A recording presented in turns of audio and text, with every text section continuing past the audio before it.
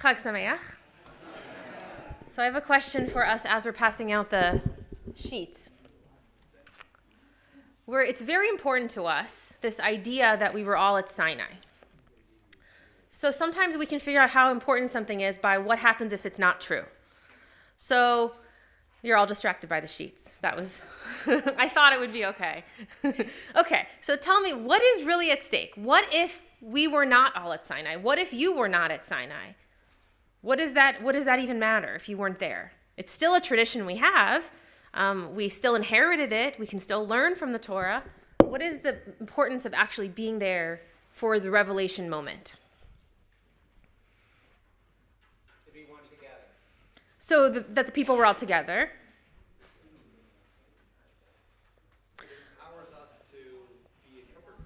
It empowers us to be interpreters. If we were there, interpreters, if you didn't hear, interpreters. Because if we were there at the beginning, then we have some connection to that authenticity in the beginning. Yeah. We accepted it. So it was our consent. We chose to accept the Torah at that moment. So if we were there, then it means we're obligated. Yes. And we were witnesses. We were there. So we also can be witnesses that it happened and how it happened. Okay. So my sense there were good answers, of course, but my sense from that little bit of maybe hesitation about the question is that being at Sinai is something that we can believe happened, we can try to believe happened, but there is kind of a gap that I actually don't have a memory myself of being at Sinai. I can say spiritually I was there, and I do believe that spiritually as part of the Jewish people I was there, but I think, I read this beautiful Devar Torah by Tali Adler, who's at Hadar. If you want to read the full thing, the link is at the bottom of the first footnote, about what would it mean for those of us who might feel like we actually missed Sinai. Maybe we wouldn't say that out loud, but if you have some lingering doubt of maybe I don't really feel that connection that other people are talking about on this holiday of Shavuot, of feeling like you were really there at Sinai. So that's what I want to talk about. Or for various reasons, maybe you just have that question of whether that spiritual experience is real for you. Maybe you converted to Judaism. Maybe you returned to Judaism after leaving. For whatever reason, if there's a question of that authenticity or that permission to interpret or that sense of having agreed to this, that consent that Michael talked about, what else could there be if you weren't at Sinai? So this first, oh, thank you. Oh, thank you. Okay, let me just move it. This first reading, this first source is from our Torah reading this morning. Moses came and summoned the elders of the people, and the people answered, "All that has spoken we will do." This na'aseh v'nishma, this famous line. So, what if we don't? And I'm going to read some lines here and there from Tali Adler's Devar Torah. Feel free to, of course, read the whole thing if you want, but I'm going to guide you through some of her sources, and I want to hear what you think. But there are moments when to be a Jew is to feel like we have arrived on the scene too late. There are days when you are a Jew in the 21st century when you feel as if you have only heard a rumor of revelation. On those days, it can feel impossible to find ourselves in the story of the Jewish people of Bamidbar, Jews who have all experienced God's revelation directly. So we could feel the separation from the Israelites we're reading about. All except for two. So this is going to be the second reading. Gershom and Eliezer, Moses' sons, who are absent from the beginning of this story. And there are even questions about when they might have returned to the story in Exodus. So first let's read, this is from Numbers, from Bamidbar chapter 3. Notice who's in the group and who's in the list and who's not. So does someone want to read this one? I don't mind reading, but it's just more fun if other people read. Okay, Lois? No, I was going to say, but if you don't read it, people... That's a good point. Okay. So you'll have to hear more of me reading then. That's a good reason. This is the line of Aharon and Moshe at the time God spoke with Moshe on Har Sinai. These were the names of Aaron's sons, Nadav, the firstborn, and Avihu, Elazar, and Itamar. Those were the names of Aaron's sons, the anointed priests who were ordained for priesthood. Okay, so these are going to be the sons of Aaron and Moses. And then what do we get? We just get the sons of Aaron listed. So why are Moshe's sons not listed there? And this is, remember, this is an account in Numbers looking back to the revelation, looking back to what happened on Har Sinai. So let's look at what Rashi says about this. I think this is only a little bit satisfying. He says, but it mentions only the sons of Aaron, but they are also called the sons of Moses because he taught them the Torah. This tells us that whoever teaches the Torah to the son of his fellow man, Scripture regards him, the Torah regards him as though he had begotten him. That he was his son. So that's a little convenient. Yeah, Donna says not really an answer. It doesn't really answer. It could be that they have a special relationship, but it doesn't really answer why they're not on the list. Because it says they're going to be listed, and then they're not. Okay. So thinking about when it could have been that there was a separation and maybe they wouldn't have been there. So we learned that Moshe has been separated from his children since his departure from Midian. This is the beginning of actually our first reading this morning. When Yitro comes to meet Moshe, we learned that he brings Tzipporah and the children with him. So we learned that there was some separation, but there was some separation of the family. So we didn't read this part today, but from earlier in Yitro, this is the last reading on the first page. Yitro, Moshe's father-in-law, brought Moshe's sons and wife to him in the wilderness, where he was encamped at the mountain of God. Okay, so there was a time when they must have separated. So the question is, Moses sends his wife and his children away at some point, and then they come back. So is it possible that accounts for why they weren't on the list? Is it possible that accounts for why they weren't at Sinai? I saw some shaking. No, not convincing? No, okay. Okay, so let's read the next midrash. This is from Mechilta de Rabbi Shimon ben Yochai.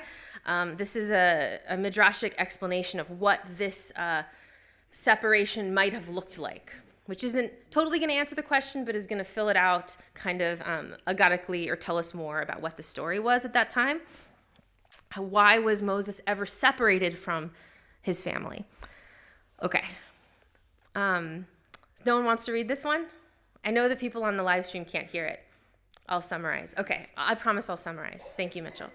He took his wife and sons and rode them on the donkey. Hashem told Aharon, "Go and greet your brother in the desert."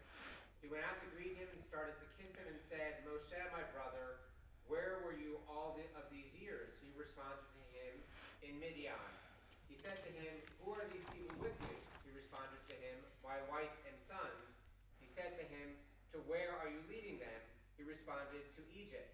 He said to him, "On the first ones, meaning the Jews who are already there, we are upset, and how you are bringing the later ones, meaning his sons, Jews coming into Egypt for the first time." Immediately he said to her, "Return to your father's house." Thank you. So this, for those on the live stream, this is a more, I would say, filling out the narrative of the choice of Moses to tell his wife and his sons to go with his father-in-law Yitro for some point in the story. Now this is implying that they're going to miss the time in Egypt, right? Because he's saying where are you leading them to Egypt? So this is earlier in the story. So this is saying that Moses' sons actually missed the whole Egypt experience. So how are they? So that means they're not going to leave Egypt. So they're going to maybe missing Egypt is good, but remember, leaving Egypt is a core piece of Jewish identity. Yetziat Mitzrayim is part of how we remember who we are, that we're the ones who were saved from Egypt. So first we learn from this midrash that his sons do not actually leave Egypt. Then, even more surprising maybe, is that according to some, they missed Sinai as well. So there are different versions of when they came back. So while the Torah would place Moses' reunion with his wife and children immediately before, in the narrative of the Torah, it would be immediately before the giving of the Torah, which would mean that they were there for the revelation, which then is confusing because then why were they not on that list?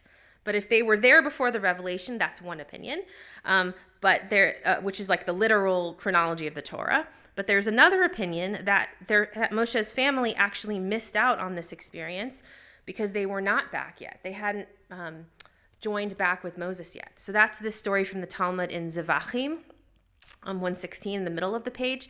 Does someone want to read this one? Okay. The sons of Chia and Rabbi Yehoshua ben Levi. One says the story of Yitro was before Matan Torah, was before the giving of the Torah.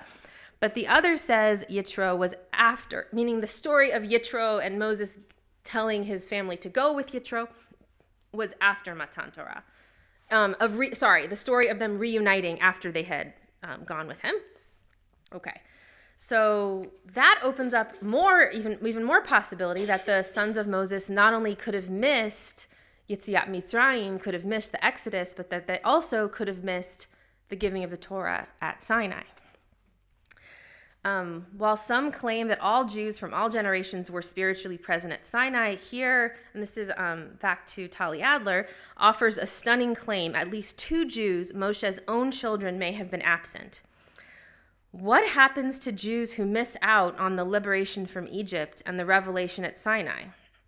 To those who only learn of those foundational events secondhand? We see a hint towards an answer in the story of Yehonatan ben Gershom, the idolatrous priest. And so this is at the bottom of the second page. This is a very interesting story in Judges, where the tribe of the Danites it says, well, I'll read it so the people can hear on the live stream. The Danites set up the sculptured image for themselves, and Yehonatan ben Gershom ben Manasseh, he and his children were priests for the Danite tribe until the day of the exile of the land.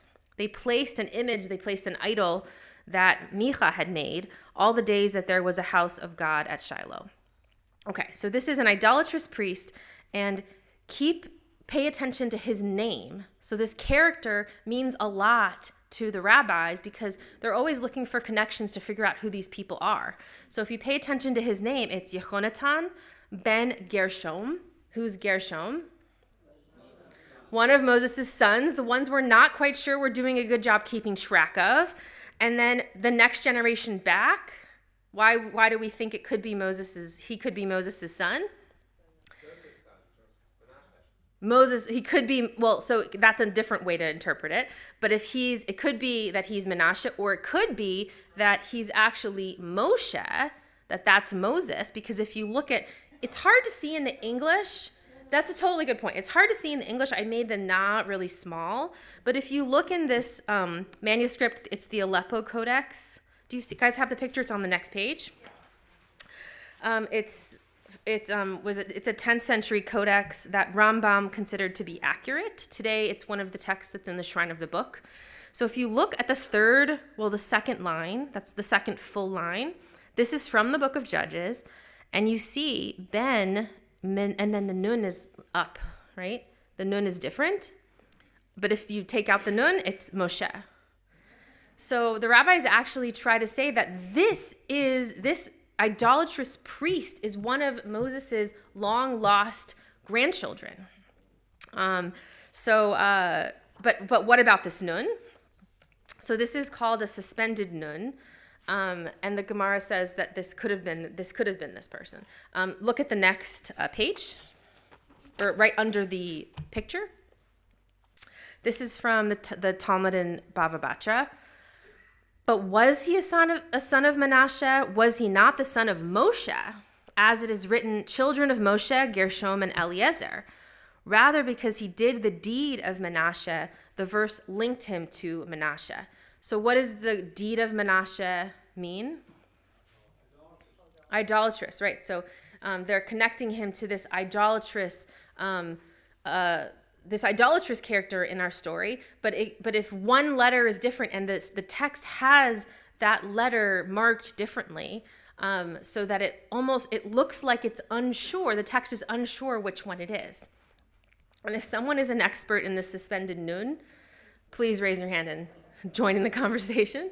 Okay. Where's Reuben? Yeah, right. It almost looks like it's an exponent or something, right? Okay.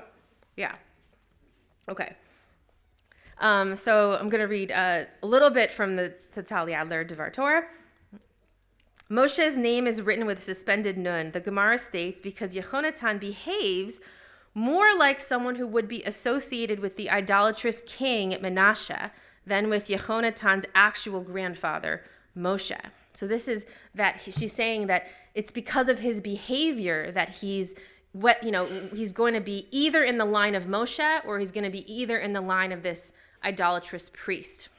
So again, we're tracking down what happened to this son and then grandson of Moses. In this reading, it only takes 3 generations for the family that never experienced God's revelation firsthand to fall out of Jewish practice. For contemporary Jews who may feel that they too have missed out on revelation, this is terrifying. If we, like Gershom, missed Sinai, what chances do we have of maintaining our tradition? So the assumption is that missing Sinai, maybe even also missing Yetziat Mitzrayim, coming out of Egypt, was part of why this character falls into this idolatrous path. Because Sinai was so important to be able to lead a good life, to be able to be a good Jew. And maybe without that experience, he just couldn't do it. I don't know. Does anyone buy that? No. Either way? No? You want to say more? Because we have all the examples of the people who did experience leaving Egypt and did experience the revelation Who still did bad things. Okay. and So it's no excuse. I don't think it's a good explanation. Okay. I think like many of the times they're stretching to come up with some sort of rationale, but this guy may not even be the grandson of Moses anyway. Right. Absolutely. So it's not convincing. Yes, Michael. I haven't read Tommy Adler, but I'm guessing she's going to take us back to the Rashi on the first page. Rashi says, who do you choose as your spiritual father? Right. So she's not actually. I added that Rashi because I thought it was interesting. Go that route. You can say, Yes. Ben Menashe or Ben Moshe, depending on who they were connected to. Oh, yes. So that is the general direction where she's going to go, but not based on that Rashi. That there's you have some kind of a choice. I love that. Yes, there's going to be more on that for sure. Todd. There's kind of a juxtaposition to Shavuot story of Ruth, right? And Yes. where I'm going back to where Moses told Deborah to go back to Yitro, and she did, as opposed to Naomi, or Ruth, who said, "I'm going to go where you go." Yes. And so there's kind of opt-in, opt-out, maybe, where Yeah. there's a way of That's very cool. if you choose to opt in, then you experience it. If you choose to opt out, then you miss out. Right. So even retroactively, so thinking about the story of the book of Ruth, which we're going to read tomorrow, when Ruth chooses to opt in to being part of the Jewish people, almost retroactively, it means that she was at Sinai. But if she had, is this what you're saying? If she had chosen the other way, then she wasn't at Sinai. So it's this kind of the malleability of time and experience. But being part of the Jewish people means you were at Sinai. So yeah, very cool. Anyone else? Okay. Yeah. I wonder about the reference to Menashe here, and whether, you said there's a king Menashe who I'm not familiar with, but I wonder if this is character assassination against the section of Menashe who stayed on the other side of the Jordan. Interesting. So maybe it's character assassination of another tribe. Interesting. Because of how they acted, because they stayed across the border. Anyone else? Should we go a little bit more? Yeah, Todd. It's interesting that when we bless if we bless males, we bless them to be like their friend and not Right. So certainly they're not such negative characters. So Todd said we bless boys to be like Ephraim and Manasseh. Yeah. Okay, let's read a little bit more. Does someone want to read this this Yerushalmi? This brings in, actually, Michael, would you read? Because this brings in some of the choice that you were talking about. Yes. Yes. Ravuna Shimon Kamatera in the name of Rav Shmuel ben Nachman said, and Yohanatan ben Gershom ben Menashe, the nun is suspended if he merits, he's treated as son of Moshe, but if he doesn't merit, he's treated as son of Menashe. Yes. So it does seem that there's a choice that the nun is this almost like a wavering nun. So if you mess up, the nun stays and you're Menashe, you're descendant. The nun of Damocles. And if the nun is if you act in a way that will merit being the descendant of Moshe, then the nun stays kind of dangling, I guess. Very cute. Okay. So does the choice change how anyone thinks about this, the idea that we have that choice? Because we already talked about it a little bit. Okay. So not only is this about character, but this is also about choice. And importantly, there's nothing inevitable about Yehonatan's fate. His fate is indeterminate and hinges on how he chooses to live his life. He can step into his role as Moshe's grandson if he so chooses. The nun hangs suspended in the air, his very identity awaiting his choice. The Yerushalmi, this is the last Talmud text. It's another Talmud. It's it's an older version. It's an older Talmud. It's not the Talmud we usually quote from. The Yerushalmi's emphasis on choice is not coincidental. By virtue of having missed Egypt and Sinai, of having heard of them only secondhand, Moshe's children actually have more choice than the rest of the Jewish people. They are Jews but have not experienced the overwhelming reality of God's presence as the rest of the Jewish people have. They are in a unique position with the ability to choose to accept or reject their place in the covenant, unawed by divine revelation. So maybe, like Ruth, they're almost like potential converts in that they're choosing whether to really be part of the Jewish people.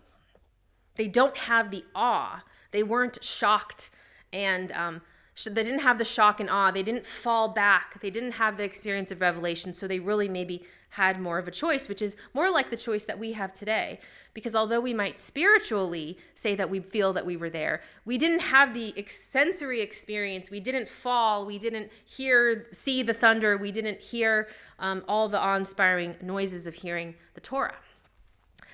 What the Yerushalmi, the text that talks about the choice, offers on the days where we might feel that we have only heard rumors of revelation is not simply reassurance. There is no magic that can enable us to hear Sinai on the days when it feels like God's word no longer reverberates through the world. There is nothing that can change the fact that we, like Moshe's children, were not there. What the Yerushalmi offers instead is the possibility of the suspended nun. Even without experiencing the might of God directly, we can still choose our path between Menashe and Moshe. We can step into our place as Moshe's descendants, or we can choose to leave it behind for Menashe's path. We may feel like we missed the Exodus and Sinai, but we can choose to embrace it nonetheless. What the Yerushalmi offers us is the possibility to choose our own names. May we have the courage to do so wisely. And wishing you all a beautiful Chag Sameach, and also the ability to receive whatever you feel like your experience was like, or whoever you feel connected to that moment at Sinai or not, but that you choose to feel and to be part of the Jewish people always, and that you choose to receive Torah in the way that it works for you and in an authentic way, and that you are also the descendants of Moshe. Chag Sameach. Baruch Tiyeh.